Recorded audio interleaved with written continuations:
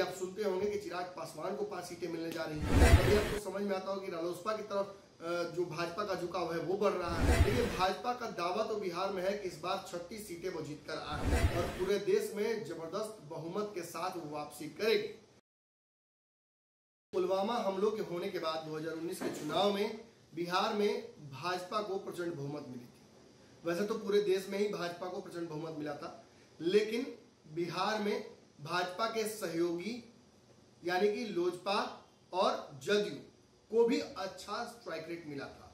जहां लोजपा अपने सारी सीटें जीती, वहीं जदयू किशनगंज की एक सीट छोड़कर अपना स्ट्राइक रेट 99% का उसने रखा था। 16 सीटों पर जदयू की जीत हुई थी।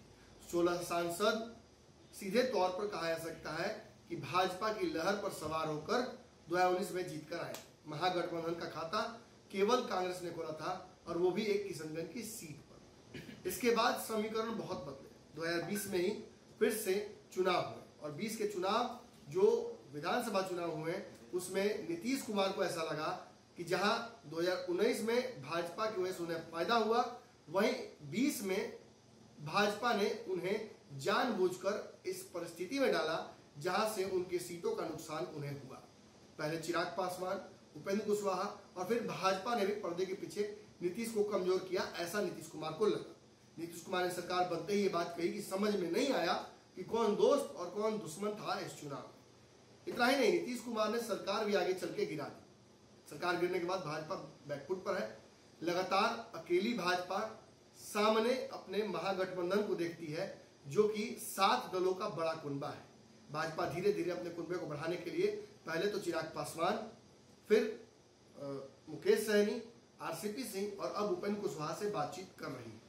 लेकिन भाजपा का कुनबा इतनी जल्दी बढ़ने वाला नहीं है। उसके पीछे रणनीतियां ये हैं कि भाजपा ने फिलहाल बिहार में 35 सीटों पर खुद चुनाव लड़ने का दावा कर रखा है।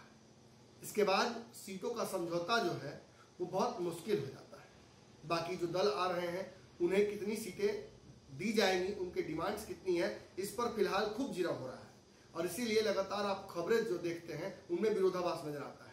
कभी आप सुनते होंगे कि चिराग पासवान को 5 सीटें मिलने जा रही हैं, कभी आपको समझ में आता हो कि रालोसपा की तरफ जो भाजपा का झुकाव है वो बढ़ रहा है। ये कहीं ना कहीं जो बातचीत चल रही है सभी दलों के बीच में, उसकी वजह से छनकर खबरें आ रही हैं। लेकिन बिहार में भाजपा का दावा क्या है? देखिए, भाजपा का दावा तो बिहार में है कि इस बार 36 सीटें वो जीत कर आ रही है। 39 सीटें पिछली बार एनडीए गठबंधन जीता था। इस बार भाजपा ने टारगेट किया कि 36 सीटें वो जीत कर आएगी। लेकिन एक सर्वे के आधार पर समझ में आया है कि बिहार में इस बार महागठबंधन की लहर चल रही है। इस बार नीतीश कुमार और तेजस्वी यादव की लहर चल रही है और ऐसे में महागठबंधन की सीटें 25% के आसपास बढ़ रही हैं। यानी भाजपा अपने टारगेट से कोसों दूर नजर आ रही है। ऐसे में अमित शाह के बिहार आगमन से पहले अमित शाह का एक बयान आया है जिसमें वो कह रहे हैं कि इस बार भाजपा फिर बिहार में क्लीन स्वीप करने जा रही है और पूरे देश में जबरदस्त बहुमत के साथ वो वापसी करेगी।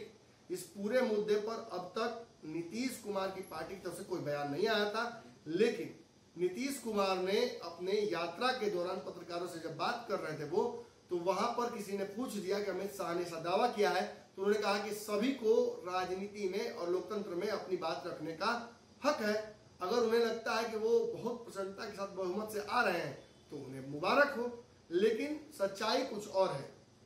हम जनता के बीच लगातार हैं और जनता ये एहसास करा रही है कि केंद्र की जो सत्ता है वो निरंकुश हो गई है और उसे गरीब अमीर में फर्क नजर नहीं आ रहा है और जो फैसले लिए जा रहे हैं मोदी सरकार के, वो जनता के लिए बड़े घातक होते जा रहे हैं। यानी इशारे में अमित शाह की बात पर उन्हें बधाई जरूर दे दिया नीतीश कुमार ने, लेकिन ये समझा दिया है कि इस बार बहुत कठिन है डगर पनघट। अगर ये वीडियो पसंद आई और वह बिहार के राजनीति और बिहारियत से सरोकार रखेनी तो सब्सक्राइब बटन दबा के चैनल के सब्सक्राइब कर ली। ओजे एगो घंटी बा, ओकरा बटन दबा देला से कुल सटीक और मारक खबर रुआ मुफ्त में मिल जाई। अगर रुआ पत्रकारिता के हमनी के नया प्रयोग में सहयोग कर चाहतानी तो ज्वाइन बटन दबा दी। पेटीएम नंबर नोट कर ली 9386816700। धन्यवाद।